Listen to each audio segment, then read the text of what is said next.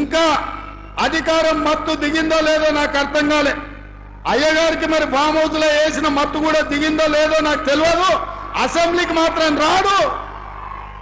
చర్చల మీద మాట్లాడతామంటే పారిపోతాడు. ఎవరినో ఒకరిని అడ్డం పెట్టుకొని అసెంబ్లీకి రాకుండా తప్పించుకున్నాడు. అసెంబ్లీ రాని దద్దమ్మలు, బడికి రాని బడి దొంగలు లాంటి వాళ్ళు అంతేనా?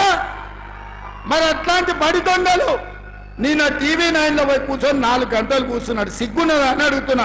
10 ఏళ్ళు ముఖ్యమంత్రి చేసిన ప్రతిపక్ష నాయకుడు అసెంబ్లీకి రాకుండా, సమస్యల మీద మాట్లాడకుండా, ప్రభుత్వానికి సలహాలు ఇవ్వకుండా, గత ప్రభుత్వంలో జరిగిన దోపిడీని ప్రశ్నించి అంగిలాగు ఊడదీస్తామని అసెంబ్లీలో మా కళ్ళలకు చూసే ధైర్యం లేక పారిపోయి టీవీ 9లో కూర్చొని నిన్న ప్రగల్భాలు మాట్లాడుతున్నాడు. విషయాలన్నీ మీరు టీవీలో చూస్తా ఉన్నారు. నిన్న రాత్రి టీవీ 9లో నేను కూడా అన్ని చెప్పినాను. మీకు అన్ని విషయాలు తెలిసిపోయినాయి. తప్పకుండా మళ్ళా మన రాజ్యమే వస్తుంది, అనుమానం లేదు. ఎవడు కూడా ఆపలేడు. ఈరోజు నిన్ను జైల్లో వేస్తాం, నీ పేగులు తీసి మెడలేసుకుంటాం, నీ గుడ్లు వీకి గోళీలాడతాం. ఇదా భాష? ఒక ముఖ్యమంత్రి మాట్లాడాల్సిన భాష? మిమ్మల్ని పండబెట్టి తొక్కుతాం, ఇదే భాషనా? ఒక ముఖ్యమంత్రి నుంచి ఆశించేది ఇదేనా?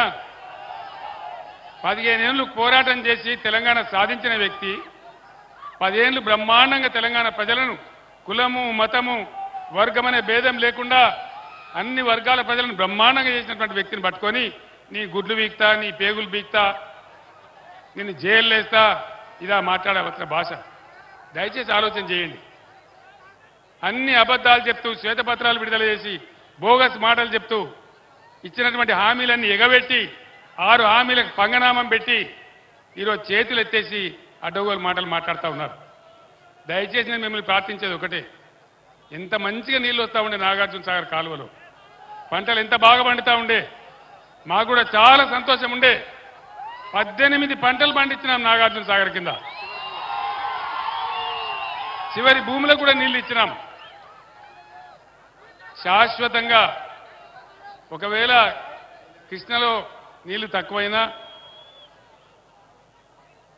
కాళేశ్వరం నీళ్లు తెచ్చి మూసీ నదిలో వేసి అక్కడి నుంచి ఉదయ సముద్రాన్ని తెచ్చి అక్కడి నుంచి పెద్ద దేవులపల్లి రిజర్వాయర్ కలపాలి. శాశ్వతంగా ఈ ప్రాంతం ప్రజలకు కరువు ఉండకూడదని చెప్పినాడు. మేము ప్రణాళికలు రచించినాం.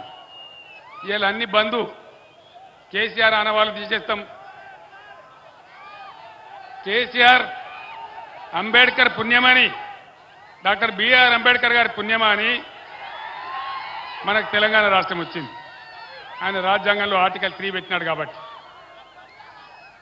ఆయనను గౌరవించాలని మొత్తం ప్రపంచంలోనే ఎక్కడ లేనంత ఎత్తులో 125 అడుగుల ఎత్తులో హిమాలయం అంతా అంబేద్కర్ విగ్రహం హైదరాబాద్లో పెడితే, మొన్న అంబేద్కర్ జయంతి జరిగితే ముఖ్యమంత్రి, మంత్రులు ఎవరు పోలే. ఆ మానేనికి ఒక దండ పెట్టలే, గేట్లు తాళం వేసినారు. వేరే రాష్ట్రాల నుంచి కూడా ప్రజలు వచ్చి ఇదేం దిక్కుమాలిన ప్రభుత్వం తిట్టుకుంటూ పోయినారు. దయచేసి మీరు ఆలోచన చేయాలి.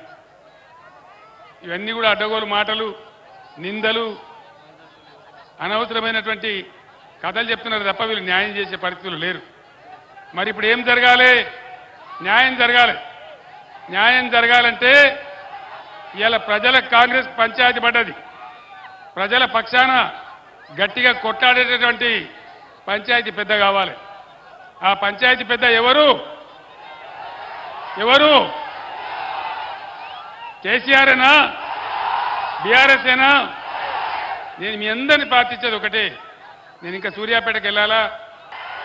బ్రహ్మాండంగా తెలంగాణ మనం కలగన్న బంగారు తెలంగాణ అయ్యేదాకా మనం అద్భుతంగా తీసుకొని పోవాలి. నేను మిమ్మల్ని అందరినీ ప్రార్థించేది, మిమ్మల్ని అందరినీ కూడా నేను ప్రార్థించేది, పార్లమెంట్ ఎన్నికలలో బీఆర్ఎస్కు బలం ఇస్తే అది తెలంగాణ ప్రజల బలం అవుతుంది, తెలంగాణ ప్రజల శక్తి అవుతుంది. మీ తరఫున ఈ ప్రభుత్వం మెడలు వంచగలుగుతాం, అన్ని విధాలుగా సాధించగలుగుతాం. ఇవాళ మీరు చూపించినటువంటి ఈ స్వాగతం, ఈ ప్రేమ నా జన్మలో కూడా నేను మర్చిపోను. ఇంత అద్భుతంగా మీరు ఏర్పాటు చేసినట్టు చాలా సంతోషం. కానీ మే 13వ తేదీ వరకు ఇదే ఉత్సాహాన్ని కొనసాగించి పార్లమెంటులో కృష్ణారెడ్డి గారికి ఓటేసి కారు గుర్తుకు ఓటేసి మీరు గెలిపించాలి. ఇవాళ 10-12 ఎంపీలు మనం గెలిస్తే తెలంగాణలో భూమి ఆకాశం ఒకటి చేసేంత పోరాటం చేస్తాను నేను మనవి చేస్తా ఉన్నాను.